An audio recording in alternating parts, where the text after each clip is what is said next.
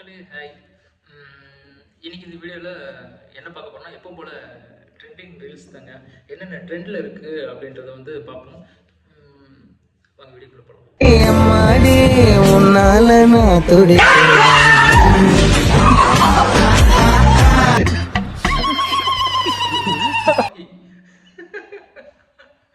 இப்படியான பண்ணுவேன் அவளே போயிட்டானா.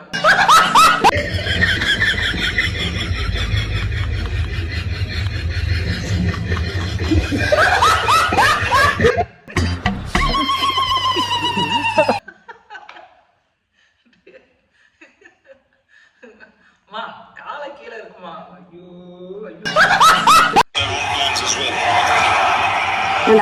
காலையில இருந்து கிரிக்கெட் பாக்குற கோரண்டா. ஆமா, உனக்கெல்லாம் கிரிக்கெட் பத்தி என்னமா தெரியும்? ஏன்டா தெரியாதே? சரி, ஒரு 3 இந்தியன் பிளேயர் நேம் சொல்லு பார்க்கலாம். ஹார்திக் பாண்டி, முகமது கோலி,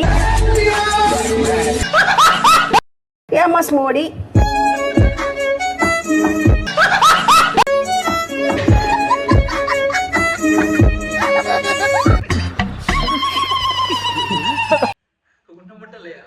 எல்லாரையும் அழ வச்சிட்டாங்க.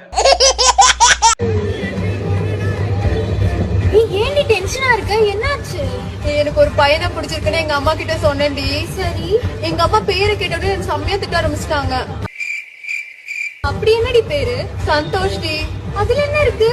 ஏய், இந்த மாதிரி சந்தோஷ், விக்னேஷ், தினேஷ் இந்த மாதிரி இஷ்ல முடிய பேர்லாம் சரியான மொல்ல மாதிரி முடிச்ச வைக்கீங்களா இருப்பாங்களாம். ஈஸியா பொண்ணுங்களை உஷார் பண்ணி ஈஸியா கழட்டி விட்டுருவாங்களாண்டி. நீ ஏண்டி அழுகுற? என் பாய் ஃப்ரெண்ட் பேரு யோகேஷ்.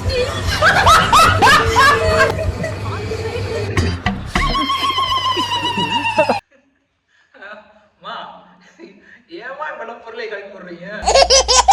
ப்ரோ, உங்களுக்கு தெலுங்குலாம் தெரியும்ல? கொஞ்சம் தெரியும் ப்ரோ. ஓகே, ஒன்றும் இல்லை. இப்போ நான் தமிழில் ஒரு 3 அர்த்தம் சொல்லி கேட்பேன். நீங்கள் தெலுங்குல வந்து டிரான்ஸ்லேட் பண்ணி சொல்லணும். ஓகே ப்ரோ, பண்ணிடலாம்.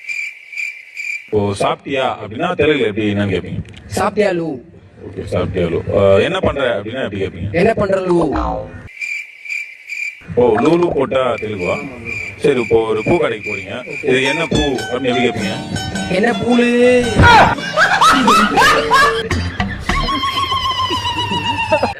அப்படிதான் கேட்டோம். என்கிட்ட 10 இன்ச் இருக்கு, வரியா? உன்கிட்ட 10 இன்ச் இருக்குன்னா ஏன் ப்ரோ என்ன கூப்பிடுற? நீயே குனிஞ்சு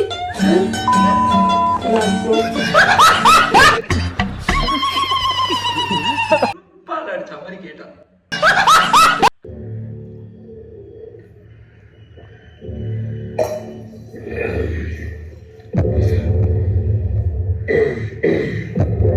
அதாவது நான் பார்த்த பொண்ணை உனக்கு பிடிக்கல, உனக்கு பிடிச்ச பொண்ணை இப்போ உனக்கு கல்யாணம் பண்ணி வைக்கணும் அப்படின்னு சொல்ல வர, அப்படிதானே? ஆமாப்பா. ஊருக்குள்ள மாணிக்கத்தோட பையன் சொன்னா உனக்கு எவ்வளோ கௌரவமாக இருக்கும். இப்போ அந்த கௌரவத்தெல்லாம் கெடுத்துட்டு உனக்கு அந்த பொண்ணை கல்யாணம் பண்ணி வைக்கணும், அப்படிதானே? இப்படி கேட்டு பாரு, மாணிக்கம் தன்னோட கௌரவத்துக்காக தன்னோட புள்ளைய கொண்டு போட்டான்னு சொன்னா எப்படி இருக்கு? பைத்தியக்கார திறமை இருக்குப்பா. சாரிப்பா. ஏய், உன்னை கொல்ல போறது உங்க அப்பா தான்டா. ஏன்ட்ட போய் சாரி கேட்டுட்டு இருக்க? நீங்க இப்படிதான் பண்ணுவீங்க உங்களுக்கு தெரியும். அதான் எங்க பிடிச்ச மூட்டான கலந்து வச்சுக்கிறேன்ப்பா.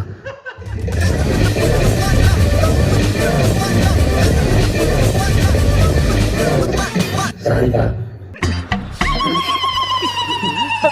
பையன் ராக்கு, அப்பா ஷாக்கு. சுருள் முடி வைத்திருந்தால் தங்களை தாங்களே சாய் பல்லவி என்று நினைத்துக் கொள்ளும் டோலிகளுக்கு, சுருள் முடி வைத்திருந்தால் மட்டுமே நீங்கள் சாய் பல்லவி ஆகிவிட மாட்டீர்கள். ஆங்காங்கே உங்களை பார்க்கும் போது அலாட்டாறு முகம், ஸ்டைல் பாண்டி போலவே இருக்கிறதே தவிர சாய் பல்லவி போல் இல்லை.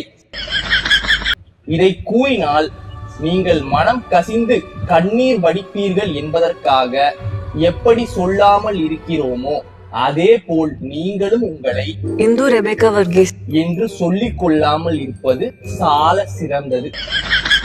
இப்படிக்கு எரியும் எரிச்சலோடு இருக்கும் ஏ மின்னலே பாடலின் ரசிகர்கள் இந்த கடிதத்தினால் சுருள்முடி டோலிகளின் மனம் சுருண்டிருந்தால் பேசுவேன், அப்படித்தான் பேசுவேன். இந்த கடிதத்தை உங்கள் சுருள்முடி டோலிக்கு மறக்காமல் அனுப்பிவிடவும். அப்போ ஒண்ணுலாம் பத்தாது, ஒரு 1,00,000 காப்பி அடி. ஏன்னா அவ்வளவு பேர் அப்படிதான் நினைச்சிட்டு இருக்காங்க. உங்க பெல்லி ஃபேட் கம்மி பண்ணணும்னா இந்த 3 எக்ஸசைஸ் பண்ணுங்க. முக்கியமா 3வது, first jumping jacks, second butt kicks, 3வது ஹை நீஸ்.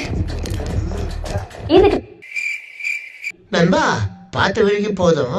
அவங்க 3 எக்ஸசைஸ் சொன்னாங்கல்ல, அது ஏதாவது ஒண்ணு சொல்லி பார்ப்போம். வீடியோவை திரும்ப பார்க்காம சொல்லணும். முடியாது. இப்படி இந்த ரஜினி இன்னைக்கு இப்படி ஆயிருக்கானா, எங்க இருந்து வந்துச்சு இவ்வளவு பணம், இவ்வளவு நகை? இன்னைக்கு 5 கோடி 6 கோடிக்கு உனக்கு எப்படி வீடு வந்துச்சு? இப்ப என்ன உங்களுக்கு இந்த பணம் எப்படி வந்துச்சுன்னு உங்களுக்கு தெரியும். அதானே இப்ப நான் சொல்றேன் பாருங்க. இவங்க பேர் என்ன? ரஜினி அம்மா. அப்ப நீங்க யார்கிட்ட கேட்கணும்? ரஜினி கிட்ட தான் போய் கேட்கணும். ஆளு புண்டை ஆங்கா கிடைச்சனா சின்ன போட்டாங்க. இதெல்லாம் நித்யானந்த செயலே சொல்லணும். வச்சா பண்ற ஆப்பு. ஸ்வேதா, கல்யாணம் பண்ணிக்க போறோம் பையனுக்கு என்ன பெனிஃபிட்லாம் கிடைக்கும்? நான்வெஜ் நல்லா சமைப்பேன். வெஜ் எதுவும் வராது. நான்வெஜ் எல்லாம் நல்லா சமைப்பேன். சப்போர்ட்டிவா இருப்பேன் ப்ரோ. எனக்கு காசுலாம் முக்கியல, நல்லா எல்லாம் இருந்தா போதும். நானே சம்பாரிச்சு வீட்டிலே இருந்து பசங்களை பார்த்துட்டா கூட நானே வேலைக்கு போயிட்டு நானே பாத்துக்கிறேன். மற்ற பொண்ணுங்க மாதிரி எனக்கு இது வேணும் அது வேணும் அதெல்லாம் கிடையாது. உங்ககிட்ட என்ன இருக்கோ அது போதும். ஒரு மாதிரி பொண்ணு எங்கம்மா இருக்கீங்க? அட்ரஸ் இருந்தா கொடுமா. பட் நான் எனக்கு கேட்கல.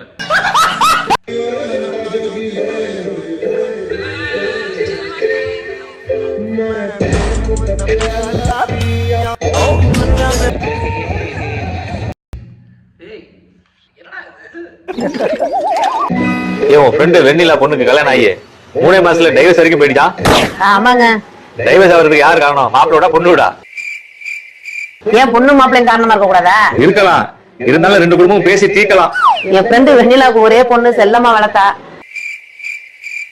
அவங்க வீட்டுல இருந்த மாதிரி அவங்க புருஷ வீட்டுல இருக்க முடியல.